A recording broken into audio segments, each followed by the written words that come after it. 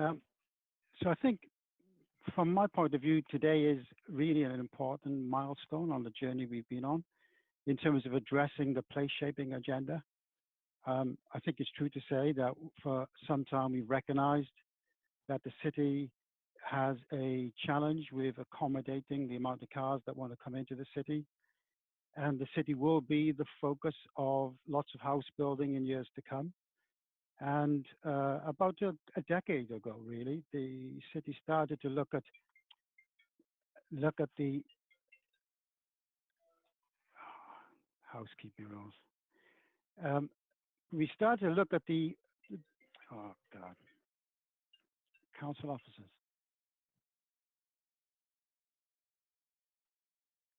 Perhaps I should have added, please turn off all your mobile phones. So, yeah,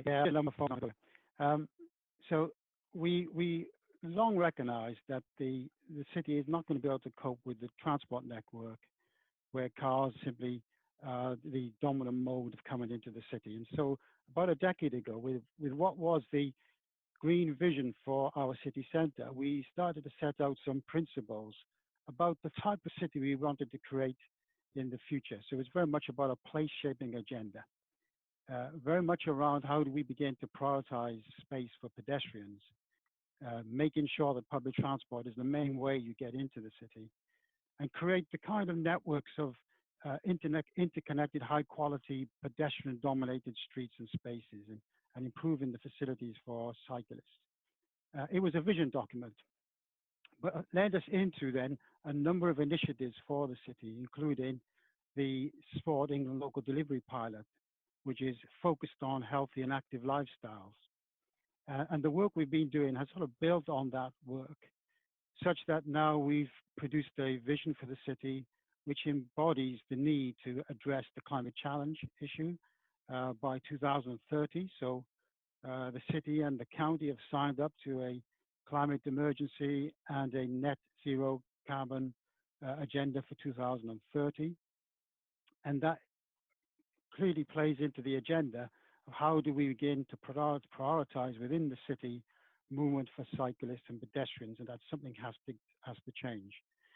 So some 10 years on from our original work on the visioning, we're now at the point where COVID-19 has brought together, I think, a major opportunity, a unique opportunity to start to begin the interventions in the network to trial some of the things that we've been talking about for some time. So I'm very excited to where we are today and the opportunity that's now being presented to us.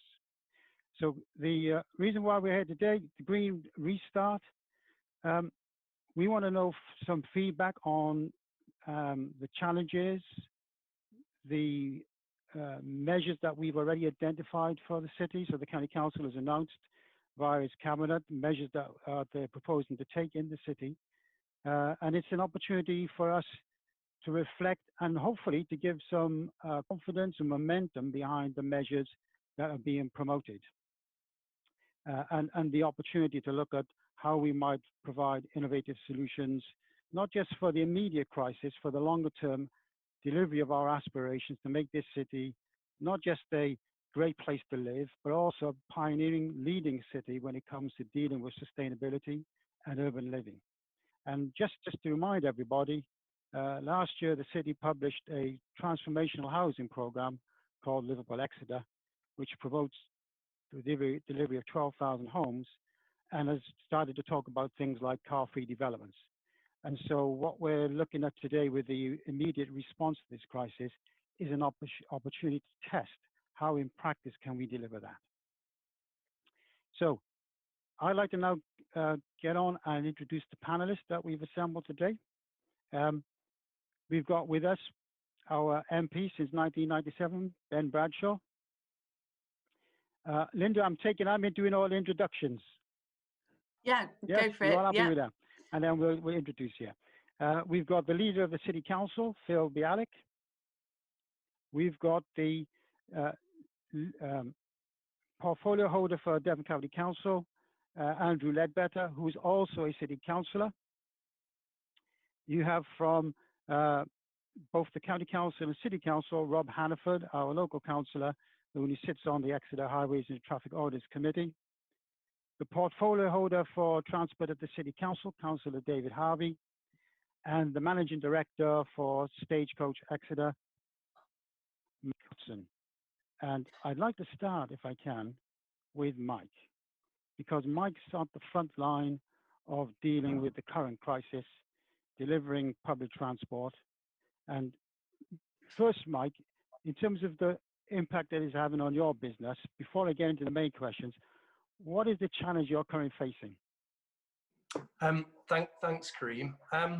So the challenge we're currently facing is, to give you a bit of background, we're currently running 40% service levels, but we're carrying about 10% of our usual patronage. So we are currently operating purely as a social service with no commerciality, and we're propped up by funds from central government and also Devon County Council. So our immediate challenge is to continue running services with reduced capacity. We are having to exercise social distancing on our buses. So at the moment, I've been working to roughly a 50% capacity level on each vehicle, but from the 1st of June, I'm going to be putting it back pretty much 100% service levels again. But that's because I'm having to deal with much greater social distancing. So my capacity on each vehicle will be no more than 20%, which, if you can think of some of our smaller vehicles, means they'll be carrying no more than 7 people. And that is going to be a real challenge. There will be times, as restrictions are relaxed, there'll be times when we will be leaving people at stops, and the government has basically, they are aware of that situation that we've got. So our biggest challenge is to carry, as restrictions start to get relaxed, to carry people on a much reduced capacity. The other challenge that we've met is installing greater cleaning regimes and sort of health and safety measures for our own staff. That's fine, to be honest with you. We're quite confident about the measures we've put in place.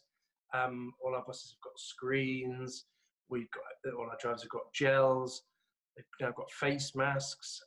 We've got much greater cleaning regimes, touch point cleaning on our buses. So we've got quite a lot going on to reassure people that it's quite safe, but it all comes back to social distancing on buses. So if I can ask you, Mike, from your company's perspective, what should travel and transport look like in the city as we emerge from this current crisis? And how does it play into our net zero carbon agenda? So Exeter has a finite road network. There's only so many people that can be brought into the city centre if they're all travelling by car. I think that rarely, once in a lifetime, do you have events like this where the whole fabric of society is almost thrown up in the air. And you know, we're all looking at how we behave in our lives, everything is being questioned by individuals, by companies, by organisations, councils. And so the big question that we all face here is, what do we want our city to look like? What do we want? How do we want it to run? Do we want it to be cleaner? Do we want the public spaces to be more plentiful and nicer places to be? And then for me as a business leader, it's how do I fit into that? How can that help my business? But also, how can I help that strategy?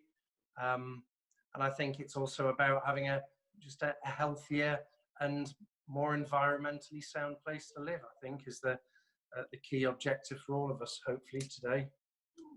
Mike, can I just ask you about, so what are the measures that your organisation is committed to delivering And have you got a timetable in terms of delivering that carbon agenda? Yeah, so we're committed to an overall fleet renewal, which every time we renew our fleet, and as of the last 5 years, as example, the investment in newer buses and cleaner engine technology. I think in the short term, I think in the medium term, we will be moving to cleaner forms of propulsion of our vehicles. That's something that obviously, with the economic backdrop at the moment, we haven't put those plans on paper, but there's obviously a broad policy where we are moving towards cleaner engine technology.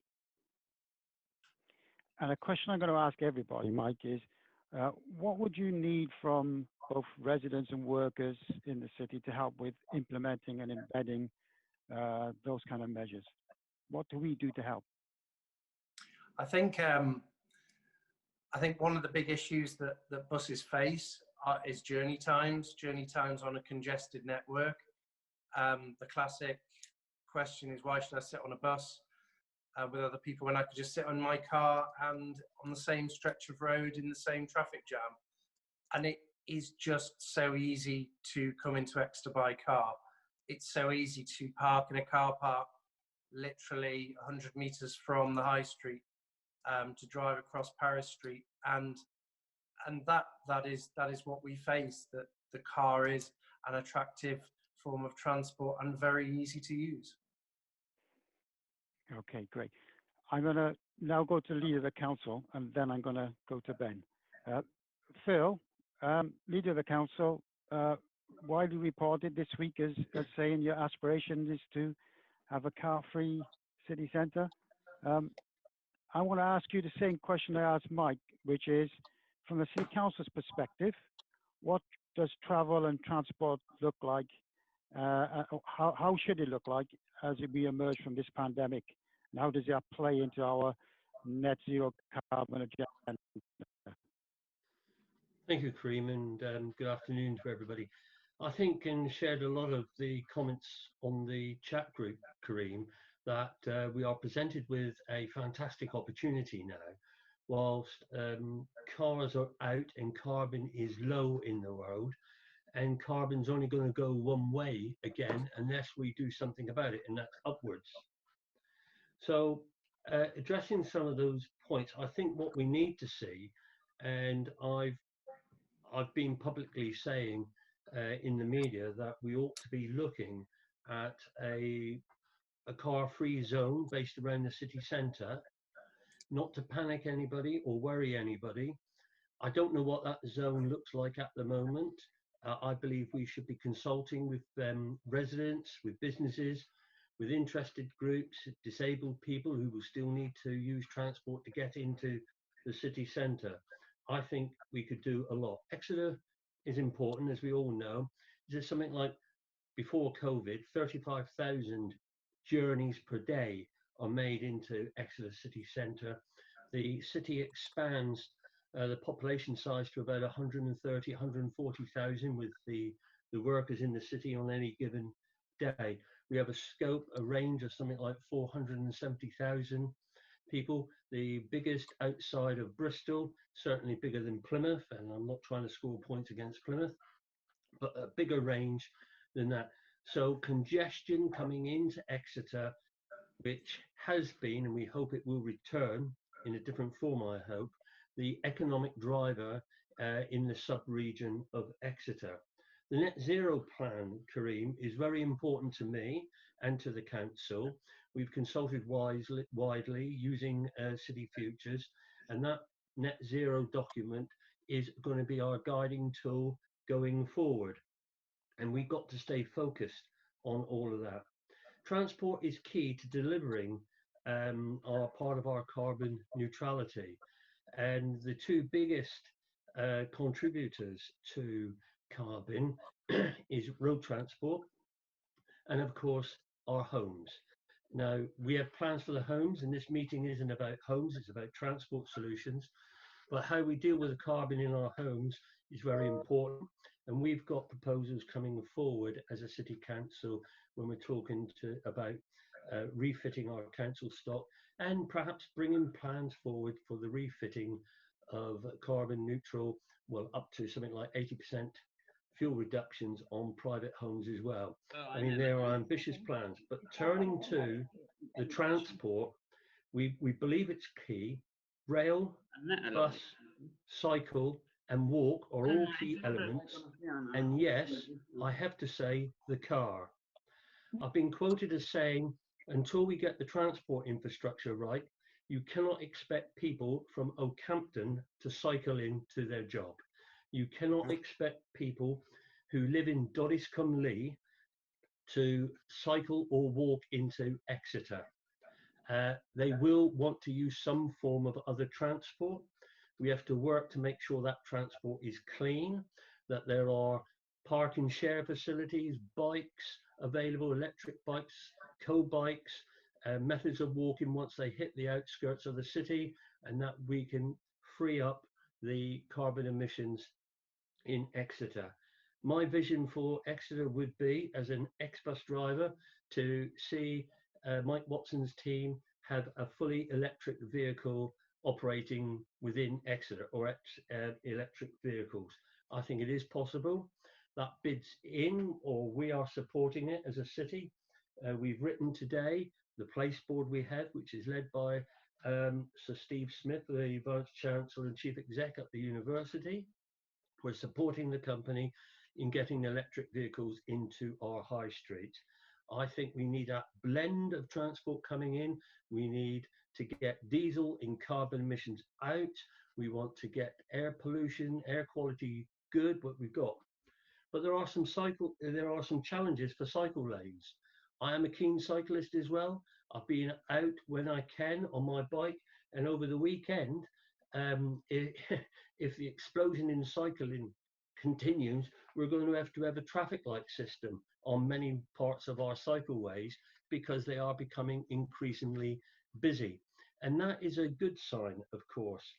So what will the city do? And I can say to people, we will do whatever is in our power to do, and we will move what we can, and obviously providing the resources are there, to take such measures as we can to comply with what government are asking us to do. We want to do all these things, but they need to be in a managed way. Now, residents can help because COVID has given us this opportunity to rethink ourselves on our relationships and how we move forward and to deal with things. And so this sort of session is very important to hear what we can do. I want us to be able to influence Devon County Council, remembering we are part of Devon County Council. It is not some body that oscillates outside of us. We want to work with the County Council, bringing our views forward as a city. And so I take the view, it's my city, it's your city, it's our city, and we want to get that message across to the county. Thank you, Karime. Thank you, Phil. If I can now, I'm going to go to Ben Bradshaw, MP. And ever since I've known Ben, he's been a very strong advocate of active travel in the city. We've now got this 250 million emergency active travel fund announced by the Secretary of State. Ben, what do you think we should be doing in the city, both in terms of the immediate response and your longer term priority for us?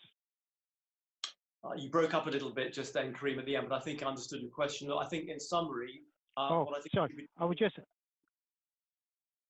Yeah, I think I heard you. I think in summary, what we should be doing is not losing the opportunity that this crisis presents us with to take the old political adage, never waste a crisis. As you're right, I'm someone who's been banging on about this for, well, 30 years, really, long before I became a member of Parliament, about green transport. The only time we've ever made really significant progress in Exeter was when we had a Labour government, serious investment, and all the local authorities working together, county and city, to deliver our cycling demonstration town improvements, which delivered those wonderful routes we got in the Valley Parks out to Dawlish and Exminster and so forth. But we will only get that change with serious investment. And although the money that you've just mentioned for the government sounds big, it's an absolute drop in the ocean compared with the annual roads budget. and when the local authorities, particularly the county, have the will to do things and and for real change. We've got a small window of opportunity, I believe, driven by the overwhelming public understanding of the need for safe physical distancing on pavements and on roads. That does give us an opportunity, and I think there'll be very little public opposition to this, because you can make the health case and the safety case for reallocating road space to cyclists and pedestrians now, immediately, and hopefully permanently. It's very welcome that the county has come up with a list of suggested schemes it wants to take forward. I think they're a good start. I think they lack ambition. I can think of plenty of other routes. Other people have posted on the chat already. Union Road is an absolute death trap. It's part of the county's proposed strategic cycleway from the east to the university. It needs completing, it needs sorting. This is an opportunity to doing that.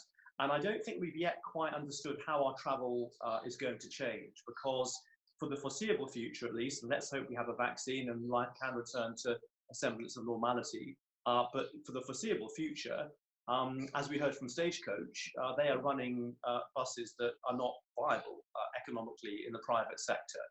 Could we do more, for example, to provide park and ride sites for parking and riding by bike into the city, or free bus travel into the city? That would obviously have to be government funded.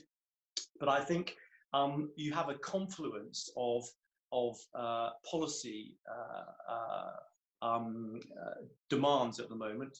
Yes, COVID related, but multiple policy demands around climate change, physical distancing, reducing obesity, which we now know is one of the major risk causes in the COVID pandemic, getting people fit and healthy, avoiding congestion, and creating that livable city that all of the wonderful vision documents that you have produced over the years talk about, but we've never had the funding or the policy levers to really effectively deliver. I think this is a unique chance, and I hope both out of today, but also in the days and weeks ahead, we don't lose it. Because if we do, other cities will steal a march on us. Other cities will make themselves more livable. In cities where you have bigger, more strategic and visionary local government, they are already taking these measures in a major way.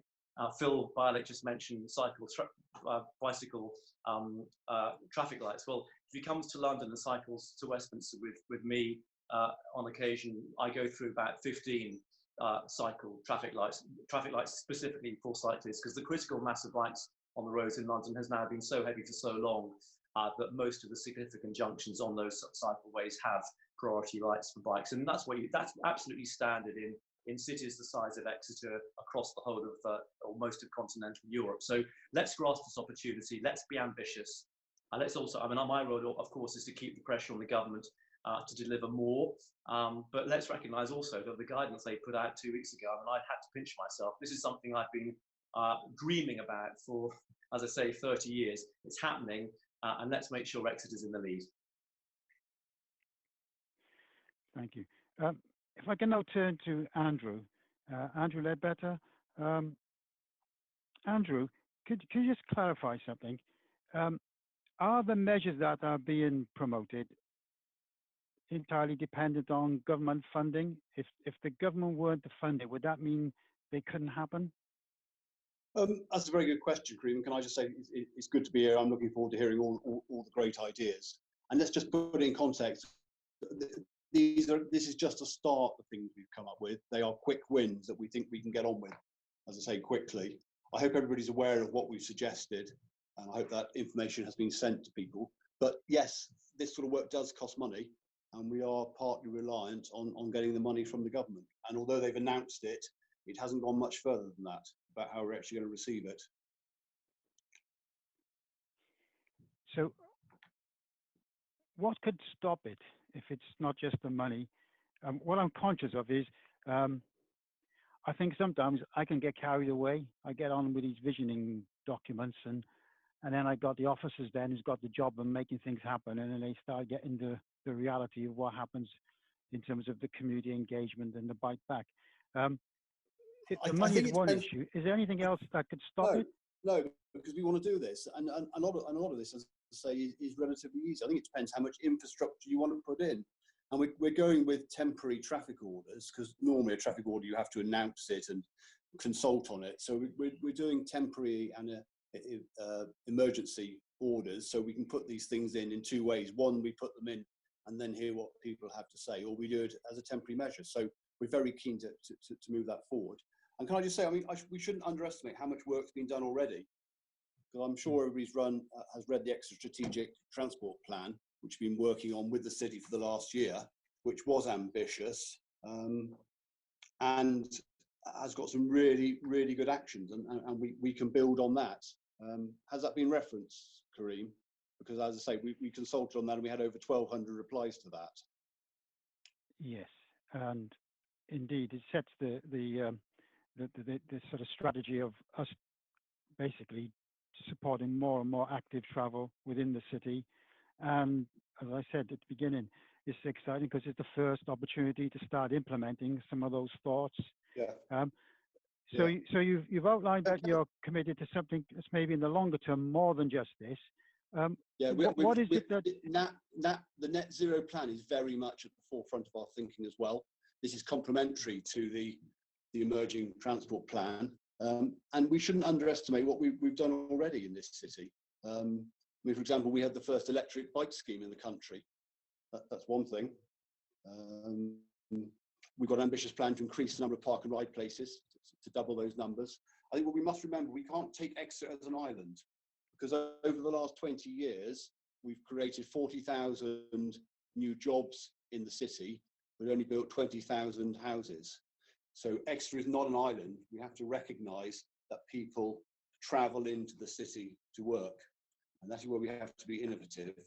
And I think also just to remember that I also cycle. I wouldn't say I'm a very, very keen cyclist, but I do cycle. But you must remember that we also represent not just cyclists, we represent car drivers, we represent business as well. And we want to make sure that we can continue business to continue in the centre of Exeter. So we have to square that circle. Okay, thank you, Andrew. So if I can then go to Councillor Hannaford. Rob, you wear two hats. I've always thought of you as one of our councillors with his ear to the ground. If I pick up on what Andrew has just said, in terms of calls for action, because there will be those who will be worried about the stance in terms of what it means for them if they drive a car, what do you think that the county needs from both the residents and workers in the city to help with implementing and embedding those measures that are being promoted now by the county? What needs to happen to give confidence?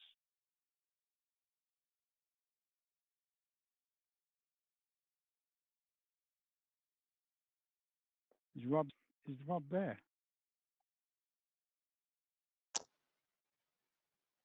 Is Rob Mike and needs to unmute? Hi, Karime, can you hear me? Ah, thank you. Yeah, fine, Rob. Did you catch what I said, Rob?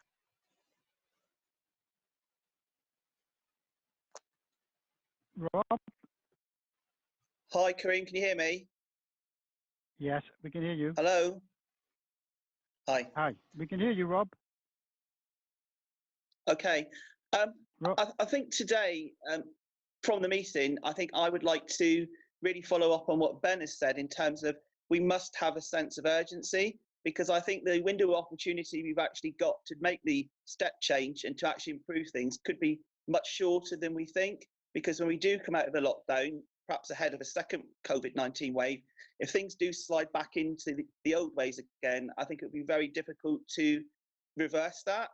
I know myself it's possible to get around the city walking and using public transport, because as you know, I've never owned a car, so I've always relied on public transport. So I'm already in that position myself personally.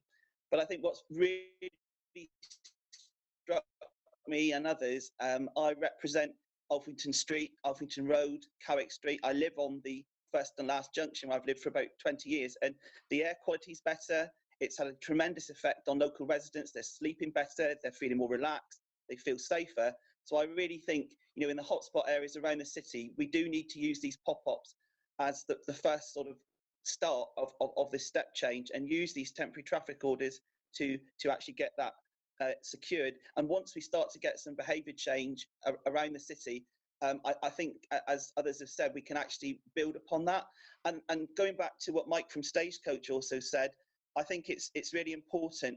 You know, for years now, we've seen the infrastructure around the city, and it's very fragile, our highways network. It only takes one accident or few utility works and the whole thing grinds to a halt. So it is not sustainable to carry on having the levels of car usage in the city.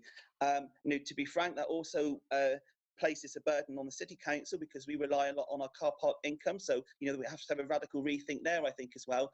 But certainly for the greater good, we want to be working towards sections of the city being car free, and certainly some of the city centre and some of the pollution hotspots.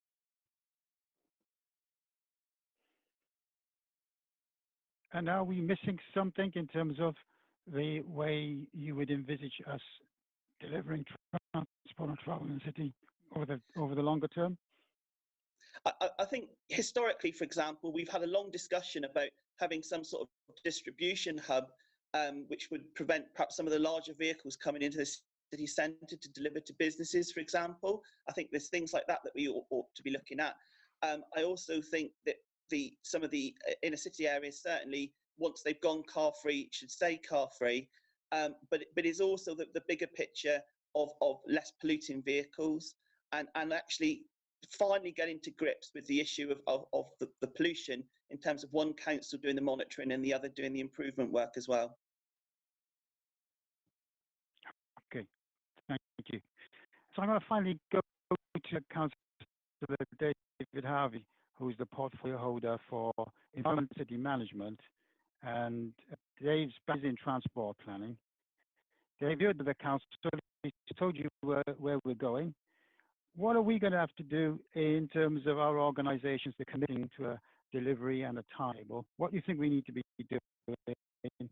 And again, like Rob Hannaford, what do we need to get from our resident workers to give confidence to get on with implementation and embedding this for the longer term? Thank you very much, Karime, and hello everybody. It's a bit difficult being right at the end of this, because a lot of people have talked about a lot of things that I would like to talk about, but this opportunity was described to me the other day as a fleeting and golden opportunity. And I think that's right. It is both a golden opportunity and a fleeting opportunity. We need to take hold of it. Now, as Karime carefully brushed over, I've been a logistician for the last 30 years before I retired. So I'm aware of some things that have actually happened. And two things need to happen to make things work. One, somebody needs to do it. And two, people need to, in current jargon, which I don't like, buy into it.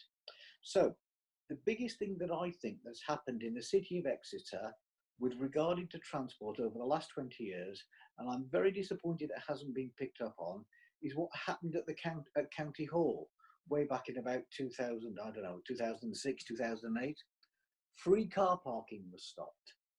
People had to pay to car park at County Hall.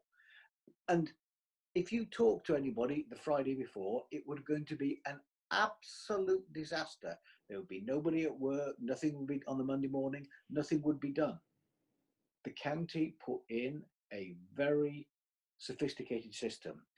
Smart cards on the gate, on the barriers, but more than that, they put in place a system of park and ride from Southern, which meant everybody could get to work.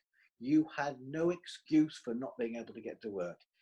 Sure, if you came from Crediton, Oakhampton, or west of the city, it was difficult. You had to drive all the way around to get to Southern, but it was feasible. The income from the car park charges paid for the park and ride bus. It works, it can be done. There is no excuse for not doing these sorts of things. Transport improvements can be made. Now, I'm a cyclist. When this happened, I used to cycle. I cycled to County Hall. And one of the things that I found difficult was what us logisticians call O&D Oh, indeed. Origin and destination. It's very easy to do, say your journey is 7 kilometers long, to do 6 of those 7 kilometers, but getting to the destination and getting from your origin. So those need to be linked. So we need to look at the transport generators. This is all in the transport strategic plan that Andrew was referring to. So we need to look at the large generators, the hospital, county hall, the city centre, all those sorts of places, and how do we link them and how do we complete the links? Now, current, as I see it, it may well have moved on, but current academic work describes 3 particular ways of doing this, and it's called avoid, shift, and improve. Avoid, that is, avoid people having to come to work. Well, we're already doing a huge amount of that. A huge amount of people are staying at home. Yeah, they're working from home. Shift, so shift your travel pattern, do something different, travel on a bus, cycle, walk. That's what a lot of people are talking about. Or improve. If you have to drive an electric car or a hybrid car or whatever else. Now, all of those things are entirely relevant and entirely feasible. And the vision of our city as laid out by Ben and by Phil, and to some extent Rob, it's all there. But we have to be aware that our vision is about a vibrant, exciting city which has business in it. People want to go shopping in the high street. They want to go to restaurants. They want to go and do these things. All those things we need to do. So business is absolutely vital to us. We need to be aware of that. People's travel is absolutely vital to us, but there are also disadvantaged sections of our society. I think I'm going to be the first person to talk about wheelchairs here. And in the breakout group, I'll talk to people about, if I get time, I'll talk to people about what happened to Exeter Shop Mobility when Princess Hay was built, which is very, very interesting. So there's a whole range of things that can be done, but I think what we need to look at here is commitment and commitment to a cause. Now, a lot of people have talked, I'll just finish with this. A lot of people have talked, I'm sorry, Karime, I haven't talked about the Sport England pilot because you did a little bit and because Phil did a little bit. And there's a lot of stuff going on there. And if you want to talk about that, great, you know, from the City Council, we'll talk about it. So, government has put in, what did we say, £250 million, right, which hasn't actually been identified yet as to where it's going to go. Do any of you have an idea of how many highway authorities there are in the UK? Well, I'll tell you, there are 190 unitaries and 26 counties. That's 216 highway authorities, 250 million quid. That's about £1 million each, right? It's not a huge sum of money, is it? And just to put that into context, my understanding is that there's bi-directional cycle lane on Cumberland Way. My understanding, I could well be wrong, but my understanding is that without land acquisition, because Devon already owned the road, which is being built on, that cost £1.8 million. Yeah, so we're getting half of the money, or Devon are getting half of the money for the whole county. Yeah, not just for Exeter, for the whole county. Yeah, which is half of the cost of that tiny section of bi-directional cycleway. So it ain't an awful lot of money. So I think a lot of this is about people and people making the decision. So all those people who now are cycling, who are now walking, let's get on with it. Let's keep on doing it. And the more we do it, the more it'll happen. That's about it, Karime, from me.